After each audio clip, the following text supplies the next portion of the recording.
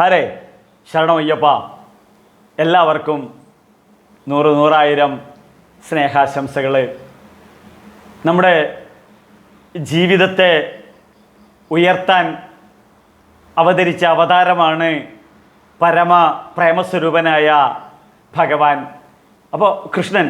അപ്പോൾ ജീവിതം ഭഗവത് സംഗീതമാക്കാൻ, ദുഃഖദുരിതപൂരിതമായ ജീവിതം ഈശ്വരീയമായ ഒരു സംഗീതമാക്കാൻ, ഒരു ചെറിയ നദി ഒഴുകുന്നത് പോലെ, ഒരു ഗംഗാപ്രവാഹം പോലെ ആക്കാൻ നമ്മുടെ ജീവിതത്തിൻ്റെ ഒരു സ്വിച്ച് ഇടാത്ത കുഴപ്പം മാത്രമേ ഉള്ളൂ. വീട്ടിൽ ഫ്രിഡ്ജുണ്ട്, ആ ഫ്രിഡ്ജിൻ്റെ സ്വിച്ച് ഒന്ന് ഓൺ ചെയ്യണം. മൊബൈലിൽ കേബിൾ കുത്തിയാൽ പോരാ, ചാർജർ കുത്തിയാൽ പോരാ, സ്വിച്ച് ഓൺ ചെയ്യണം. ഇതുപോലെ കുടുംബത്തിലേക്കുള്ള മുഴുവൻ കറണ്ടുകളും വരുന്ന ആ മെയിൻ സ്വിച്ച് ഒന്ന് ഓൺ ആക്കണം. ഇതുപോലെ AC-യുടെ സ്വിച്ച് ഒന്ന് റിമോട്ട് കൊണ്ട് ഓൺ ആക്കണം. ഈ സ്വിച്ച് ഓൺ ചെയ്യാത്ത കുഴപ്പമേ നമുക്കുള്ളൂ. ഇതുപോലെ ജീവിതമാകുന്ന സംഗീതം, അതിൻ്റെ സ്വിച്ച് ഓൺ ചെയ്യണമെങ്കിൽ ആ സ്വിച്ചിൻ്റെ പേരാണ് പൂർണ്ണാവതാരം എടുത്ത് കൃഷ്ണൻ നമുക്ക് സംഭാവന ചെയ്ത ശ്രീമദ് ഭഗവത്ഗീത എന്ന ധർമ്മശാസ്ത്രം.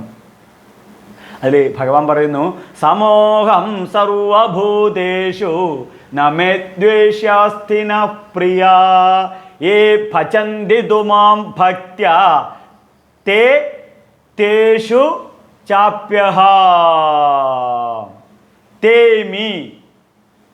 തേമി എന്താണ്? എപ്പോഴാ തേമി എന്ന് പറയണത്? ഭഗവാൻ ഭജന്തി മാം.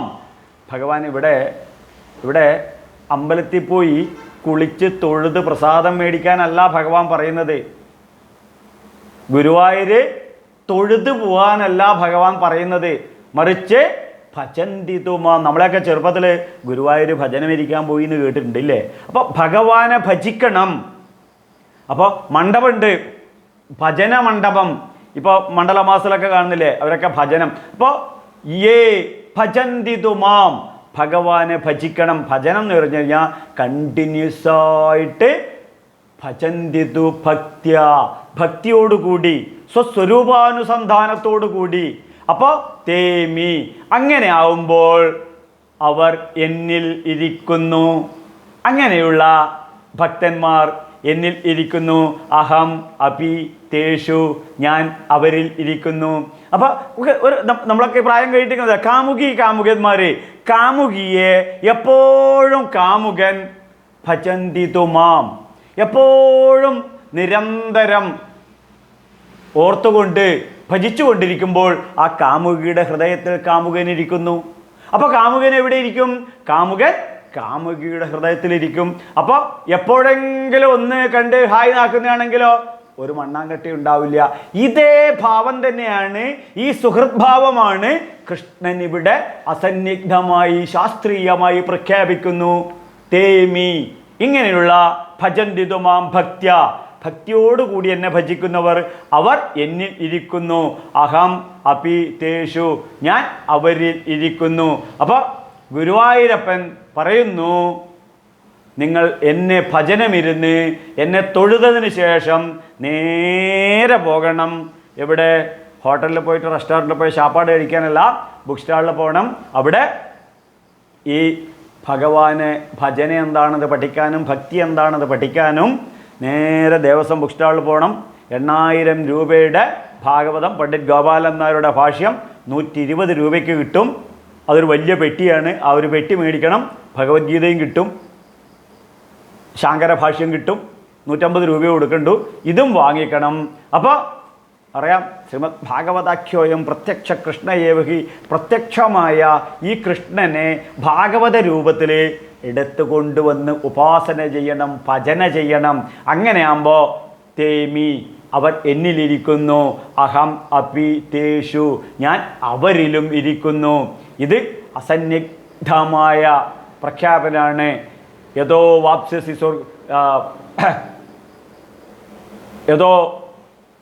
വാപ്സ്യസി സ്വർഗം ജിത്വാ വാ മോക്ഷസേ മഹിം തസ്മാദുത്തിഷ്ഠ കൗന്ദേയ യുദ്ധായ കൃതനിശ്ചയ.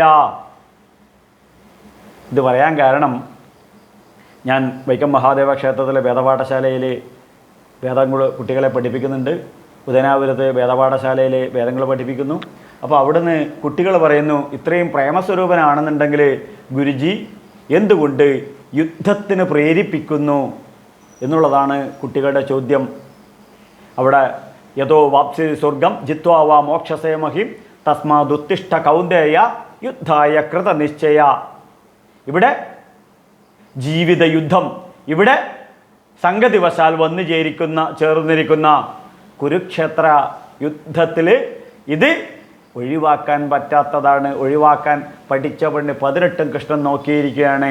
അപ്പോൾ ഒരു ഡോക്ടർ അസുഖങ്ങളെല്ലാം സ്കാൻ ചെയ്തും മെഡിക്കൽ റിപ്പോർട്ടും ചെയ്തിട്ട് പറയുന്നതാണ് ഒടുവിൽ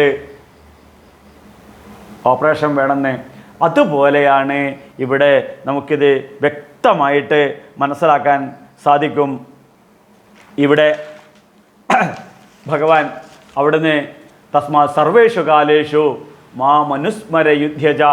അപ്പോൾ ഈ കാര്യകാരണ സഹിതം ഭഗവാൻ പറയുന്നതെന്ന് യം വാപി സ്മരാൻ ഭാവം ത്യജന്തേ കളേബരം തം തമേ വൈദികൗന്ദേയ സദാ തദ്ഭാവഭാവിതം. യം വാപി സ്മരൻ നിത്യം യം വാപി സ്മരൻ ഭാവം ത്യജന്തേ കളേബരം. നിങ്ങൾ എന്താണ് ഓർത്തുകൊണ്ട് നിങ്ങളുടെ ശരീരം വിടുന്നത് അത് തന്നെ നിങ്ങളായി മാറും. ഇത് കൃഷ്ണൻ വ്യക്തമായിട്ട് പറഞ്ഞിട്ട് പറയുന്നു, തസ്മാൽ അതുകൊണ്ട് സർവേഷു കാലേഷു മാ മനുസ്മര യുദ്ധ്യച മയ്യർപ്പിത മനോബുദ്ധി മാമേ വൈശ്യഷ്യ സംശയ. ഇവിടെ ഭഗവാൻ പറയുന്നു, വളരെ വ്യക്തമായിട്ട് പറയുന്നു, മനസ്സുകൊണ്ട് സർവചരാചരങ്ങളെയും സ്നേഹിച്ചുകൊണ്ട് ശരീരം കൊണ്ട് യുദ്ധം ചെയ്യണം. തസ്മാൽ സർവേഷു കാലേഷു എപ്പോഴും മനസ്സുകൊണ്ട് എന്നിൽ അർപ്പിച്ചുകൊണ്ട് തസ്മാൽ സർവേഷു കാലേഷു മാ മനുസ്മര യുദ്ധ്യച. 8-ാം അധ്യായത്തിലെ 7-ാമത്തെ ശ്ലോകത്തിൽ ഭഗവാൻ പറയുന്നു, എപ്പോഴും മനസ്സെന്നിൽ അർപ്പിച്ചുകൊണ്ട് നീ യുദ്ധം ചെയ്തു എന്നത്. അപ്പോൾ അഹിംസാത്മകമായ വിശ്വസ്നേഹത്തെ ഉള്ളിൽ ഉൾക്കൊള്ളുകയും, ഇവിടെ നമ്മുടെ യോഗവാസിഷ്ഠത്തിൽ വസിഷ്ഠ ഋഷി പറയുന്നു, യത്കൃതം മനസാരാമ തത്കൃതം വിദ്ധി രാഘവ, യത്യക്തം മനസാരാമ താവത്യക്തം വിദ്ധി രാഘവ. നീ മനസ്സുകൊണ്ട് എന്താണോ ഉപേക്ഷിച്ചത് അത് ഉപേക്ഷിച്ചു. നീ ശരീരം കൊണ്ട് ഉപേക്ഷിച്ചത് ഉപേക്ഷയാകുന്നില്ല. ഇവിടെ മനഃകൃതം കൃതം ചെയ്വ ന ശരീരകൃതം കൃതം. വസിഷ്ഠ ഋഷി ശ്രീരാമനോട് പറഞ്ഞേ, മനഃകൃതം കൃതം ചെയ്യുക, നീ മനസ്സുകൊണ്ട് ചെയ്തു കഴിഞ്ഞാൽ മനഃകൃതം കൃതം ചെയ്യുക ന ശരീരകൃതം കൃതം, ശരീരം കൊണ്ട് ചെയ്യുന്നതാകുന്നില്ല. ഇതുപോലെ ശരീരം കൊണ്ട് നീ യുദ്ധം ചെയ്യണം. മനസ്സുകൊണ്ട് അചഞ്ചലമായ ആ ജഗദീശ്വരനായ പരമേശ്വരിൽ തന്നെ തസ്മാൽ സർവേഷു കാലേഷു മാ മനുസ്മര യുദ്ധ്യജ. ഭക്തിയോഗത്തിലെ 12-ാമത്തെ അധ്യായത്തിലെ 13-14 ശ്ലോകങ്ങളിലെ ഭഗവാൻ ഇത് നല്ല ബ്യൂട്ടിഫുള്ളായിട്ട് അവതരിപ്പിക്കുന്നു. അദ്വേഷ്ടാ സർവഭൂതാനാം മൈത്രകരുണയേവച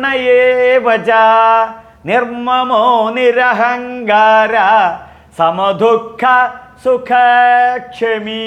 അദ്വേഷ്ട സർവഭൂതാനാം, ഈ പ്രപഞ്ചത്തിലുള്ള ഒന്നിനോടും വെറുപ്പ് പാടില്ല. പകരം മൈത്ര കരുണയേവച, എല്ലാത്തിനോടും ഒരു സ്നേഹഭാവത്തിലായിരിക്കണം. അപ്പോൾ എന്ത് വരും? തുടർന്ന് ഭഗവാൻ പറയുന്നു, സന്തോഷ്ട സതതം യോഗി യഥാത്മാ ദൃഢനിശ്ചയ.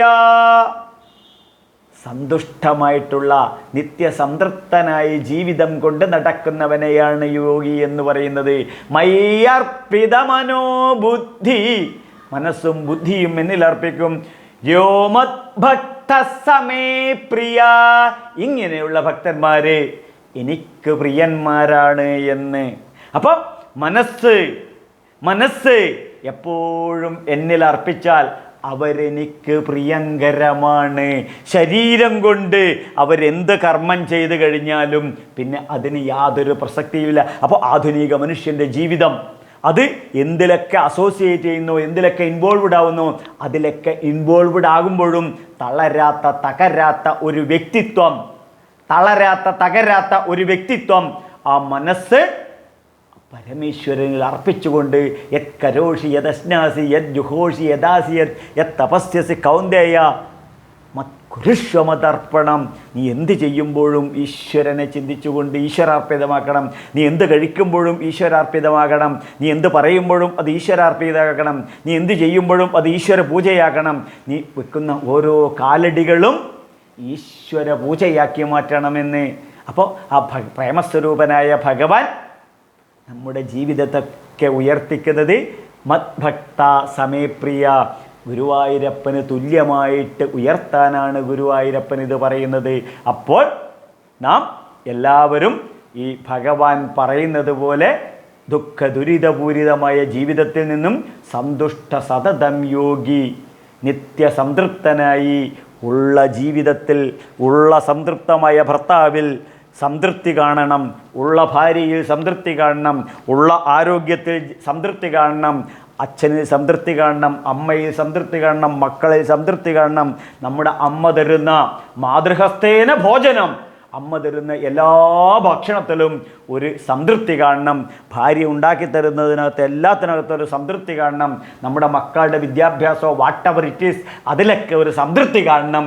അപ്പോൾ ജീവിതം സംതൃപ്തമായി കൊണ്ടു നടക്കാനാണ് ഗുരുവായൂരപ്പൻ ഇത് പറയുന്നത്. അതുകൊണ്ട് ഗുരുവായൂരപ്പൻ പറഞ്ഞതുകൊണ്ട് നമ്മളൊക്കെ ഇത് പഠിക്കണം. നമ്മളൊക്കെ ജീവിതത്തിൽ സംതൃപ്തമായി സന്തോഷകരമായി ജീവിക്കാനാണ് ഭഗവാൻ ഇത് പറയുന്നത്.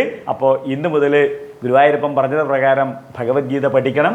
ഈ വീഡിയോ കാണണം, ലൈക്ക് ചെയ്യണം, ഷെയർ ചെയ്യണം. തുടർന്നുള്ള അടുത്ത വീഡിയോകളും വന്നുകൊണ്ടിരിക്കും. അതൊക്കെ നിങ്ങൾ കാണണം, ഷെയർ ചെയ്യണം. നമ്മുടെ ഫ്രണ്ട്സുക്കളും സുഹൃത്തുക്കളും എല്ലാവരിലും എത്തിക്കണം. എല്ലാവർക്കും ആയുരാരോഗ്യ സൗഖ്യം നേർന്നുകൊണ്ട് സ്വാമി ശരണമയ്യപ്പ.